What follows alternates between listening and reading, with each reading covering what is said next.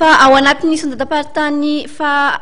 nisehitry ny kultoraly kosa moa niverenantsika kely azafady indrindra amaranantsika ny fampahalalam-baovao nanomboka omaly ka hatramin'ny asabotsy 17 novambra ho avy izao dia ny hetsika festival abaka ankisoma karakarain'ny compagnie rage hetsika izay efa fanao isan-taona ary natao indrindra ampiroboroboana ny sehitry ny dia ankehitriny misy anefa moa ny mampiavaka nyty hetsika ho amin'ity andiany iray ity raha tamin'ireo andiany teo aloha rehetra fanazavana entiny Ratsirofo Andoniaina avy amin'ny compagnie rage eo amin'ny micro andravaka Andriamanala sy Stéphane Razafy Mandimby. Ny festival abaka ankisoma zany dia festival fanao tarika rary isaky ny farany taom-pianarana ohatr'izao farany taom-pianarana tiako tenenina hoe vita daholo ny hetsika rehetrarehetra natao ny tarika rary ny asaramanitra ny takaloaingo dia misy fifanakalozana resaka multidisciplinaire zany le izy ka mampiavaka an'io hetsika io amin'ity taona ity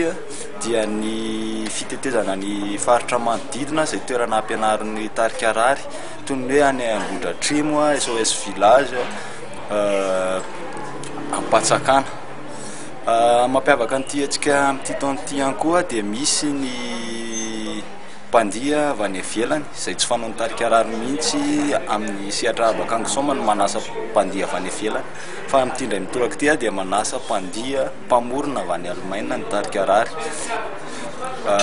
ny fampisehoan'io mpandia io dia karakaraina etsy amin'ny zaridaina Ambojatovo ny alahady amin'ny 4 ora sasany ny karazana dia isongadina zany dia ny dia ankehitriny aloha ny voalohany indrindra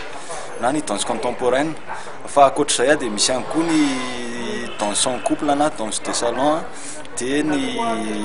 dia nentim-paharazana malagasy ny vakodrazana sy ny hiragasy.